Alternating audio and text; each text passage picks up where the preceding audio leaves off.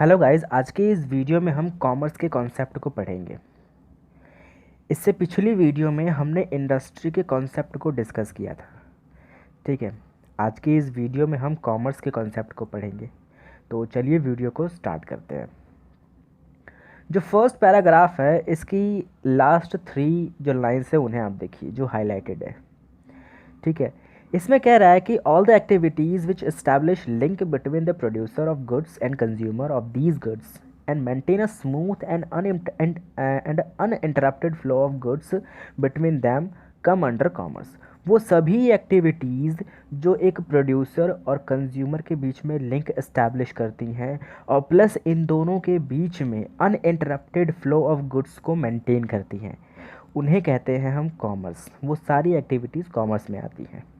ठीक है, जो एक प्रोड्यूसर और कंज्यूमर के बीच में लिंक एस्टैब्लिश करे प्लस इन दोनों के बीच में अनइंटरप्टेड फ्लो ऑफ गुड्स को मेंटेन करे स्मूथली।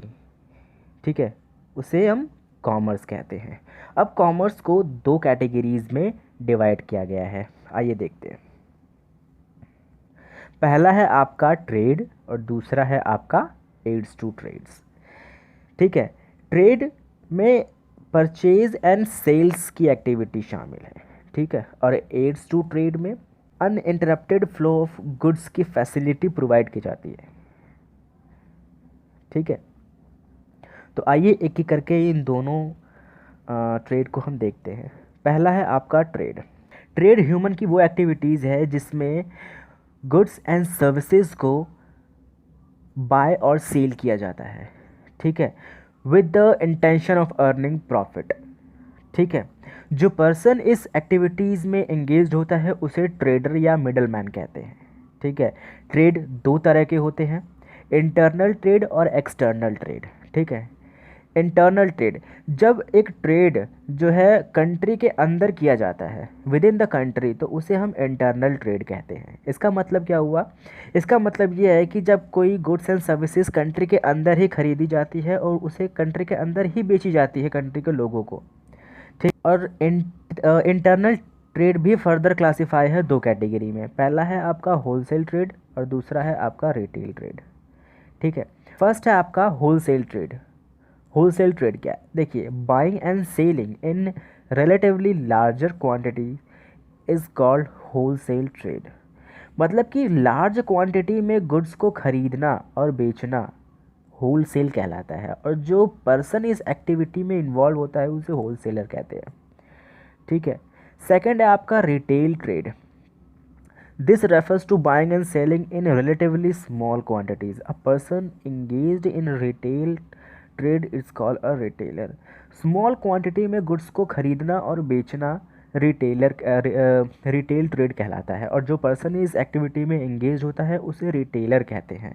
एग्जाम्पल के लिए, आपके घर के आसपास जो शॉप्स होती है ना, छोटी मोटी शॉप्स, वो रिटेल ट्रेड है। ठीक है, अब देखिए, ये था इंटरनल ट्रेड और इसकी क्लासिफिकेशन। नेक्स्ट है आपका फॉरेन एक्सटर्नल ट्रेड, जिसे फॉरेन ट्रेड भी कहते हैं। ठीक है, this is also called foreign trade और इंटरनेशनल ट्रेड। जब एक ट्रेड जो है अक्रॉस द कंट्री के बाउंड्री के बाहर की जाती है, मतलब इंटरनेशनल लेवल पर जो व्यापार किया जाता है उसे एक्सटर्नल ट्रेड कहते हैं। When the trade takes place across the boundary of a country, you can call such trade as external trade. ठीक है, अब ये फर्दर 3 कैटेगरीज में क्लासीफाई की गई है। पहला है आपका इंपोर्ट ट्रेड, दूसरा है एक्सपोर्ट ट्रेड, तीसरा है री एक्सपोर्ट ट्रेड। आइए एक एक करके इनको देखते हैं। देखिए, फर्स्ट है इंपोर्ट ट्रेड। जब एक कंट्री किसी दूसरे कंट्री से माल खरीदती है, गुड्स खरीदती है, तो उसे हम कहते हैं इंपोर्ट करना। सपोज़ इंडिया ने यूएस से कोई चीज़ खरीदी, कोई भी गुड्स खरीदा, तो उसने क्या, इंडिया ने क्या किया, इंपोर्ट किया। ठीक है, एक्सपोर्ट की बात करें तो जब एक कंट्री गुड्स जो है किसी दूसरी कंट्री को बेचती है तो उसे हम कहते हैं एक्सपोर्ट ट्रेड। ठीक है, तीसरा है आपका री एक्सपोर्ट ट्रेड। अब री एक्सपोर्ट ट्रेड में क्या होता है कि देखो, एक कंट्री ने दूसरे कंट्री से गुड्स खरीदा प्लस सेम गुड्स को उसने किसी थर्ड कंट्री को बेच दिया। ठीक है, तो इसे हम कहेंगे री एक्सपोर्ट कंट्री। एग्जाम्पल के लिए, सपोज़ एक कंट्री है ए, एक कंट्री है बी और एक कंट्री है सी। ठीक है, ठीक है। ए कंट्री ने बी कंट्री से गुड्स को इंपोर्ट किया, ठीक है, एंड सेम गुड्स ए ने सी को एक्सपोर्ट कर दिया।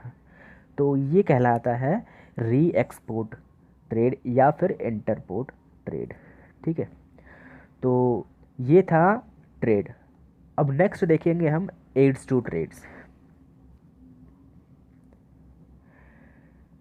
देखिए, aids to trades, activities which facilitate the trade are called aids to trade. वो एक्टिविटीज़ जो ट्रेड को फैसिलिटेट करती हैं, सुविधा प्रदान करती हैं ट्रेड को, उसे हम कहते हैं एड्स टू ट्रेड्स। ठीक है, all human activities which eliminate the hindrance and facilitate the flow of goods from producers to consumer come under aids to trade। वो सभी एक्टिविटी ह्यूमन की जो हिंड्रेंस को एलिमिनेट करती हैं, हिंड्रेंस मतलब बाधाओं को दूर करती हैं, एंड फैसिलिटेट करती हैं फ्लो ऑफ गुड्स को from producer to consumer, come under aids to trades. ठीक है, अब ये 5 तरह की होती है। फर्स्ट है आपका ट्रांसपोर्टेशन, सेकंड है वेयर हाउसिंग, थर्ड है इंश्योरेंस, फोर्थ है एडवर्टाइजिंग, फिफ्थ है बैंकिंग। एक एक करके इनको डिटेल में देखते हैं। देखिए, transportation, generally all the goods are not consume at the same place where they are produced, therefore goods are to be move from the place of production to the place where they are demanded. ठीक है, देखिए, सभी goods जो जहाँ पर उसे produce किया जाता है, वो सारे गुड्स वहीं पर तो कंज्यूम नहीं हो जाते, है ना। जहाँ पर गुड्स प्रोड्यूस हुआ है वो सारे गुड्स वहाँ पर कंज्यूम तो नहीं होते ना, तो उन्हें क्या, तो उनको जो है मूव करने की ज़रूरत होती है वहाँ पर जहाँ पर इन गुड्स की डिमांड है। ठीक है, तो ऐसी सिचुएशन में ट्रांसपोर्टेशन जो है काम में आता है। ठीक है, the activity which is concern with such movement of goods it's called transportation. ठीक है, तो गुड्स की मूवमेंट में जो एक्टिविटीज़ शामिल होती है उसे ट्रांसपोर्टेशन कहते हैं। ट्रांसपोर्टेशन जो है वो हिंड्रेंस ऑफ प्लेस को एलिमिनेट करता है, यानी कि जो डिस्टेंस की बाधाएं हैं उनको दूर करता है ट्रांसपोर्टेशन। ठीक है, अब ये 3 तरह की ट्रांसपोर्टेशन होती हैं। पहला है आपका लैंड ट्रांसपोर्टेशन, दूसरा है एयर ट्रांसपोर्टेशन, तीसरा है वाटर ट्रांसपोर्टेशन। ठीक है, अब सेकंड है आपका warehousing, goods are not to be consumed immediately after production.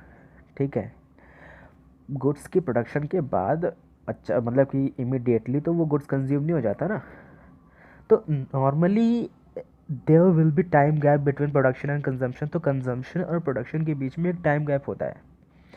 जैसे आज गुड्स प्रोड्यूस हुआ, कोई भी गुड्स आज बना, तो वो आज ही की आज थोड़ा ना कंज्यूम हो जाएगा, कुछ टाइम लगता है। ठीक है, तो ये जो टाइम गैप है इसे कहते हैं हिंड्रेंस ऑफ टाइम। ठीक है, therefore goods once produce should be preserve properly till they are consume. तो एक बार जब गुड्स बन जाता है तो उसे प्रिजर्व करने की ज़रूरत होती है जब तक कि वो कंज्यूम ना हो जाए।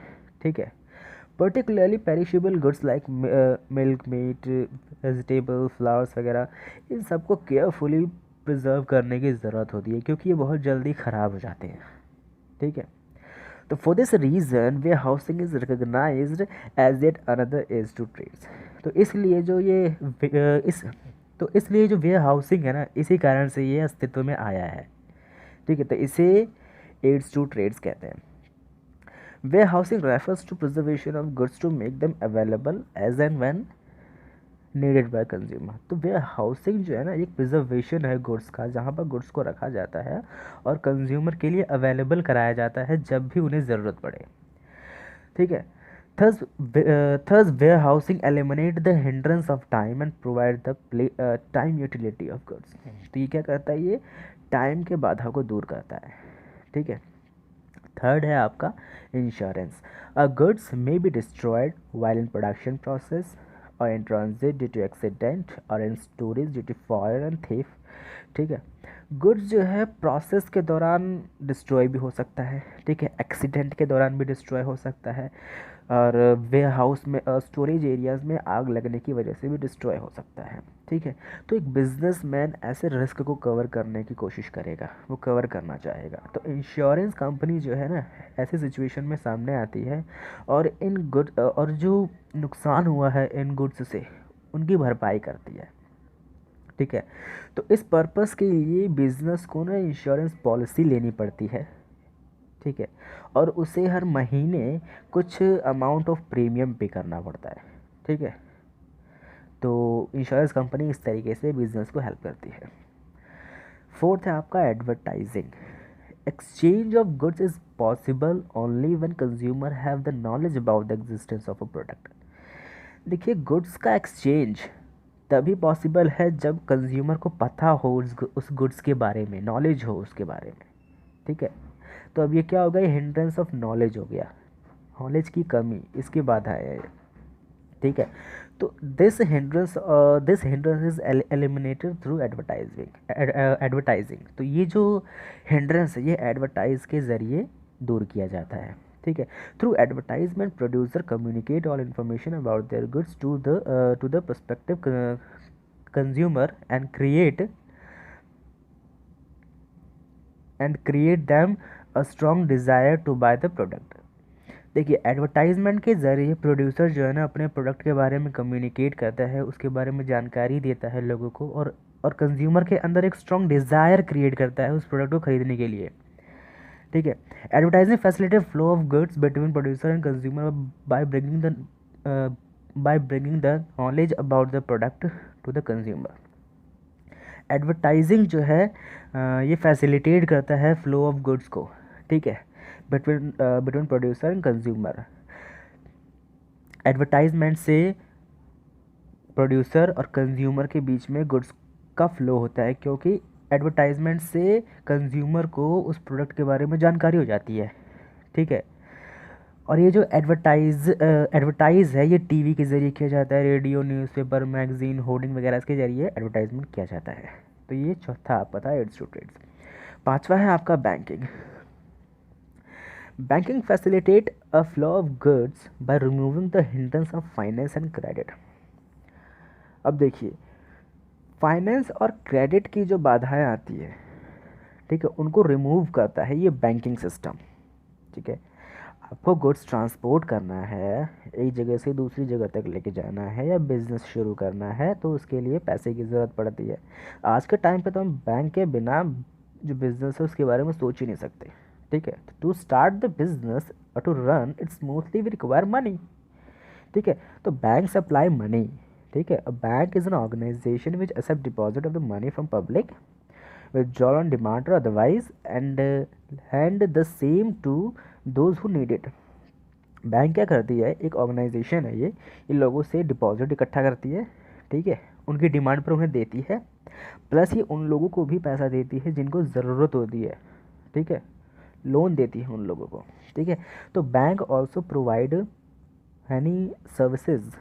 बैंक जो है काफ़ी सारी सर्विसेज जो हैं प्रोवाइड कराती हैं बिजनेस को, जो भी बिजनेस एक्टिविटी के लिए ज़रूरी है। तो आज के इस वीडियो में हमने देखा कॉमर्स और उसकी क्लासिफिकेशन। ठीक है, तो आज की इस वीडियो में इतना ही।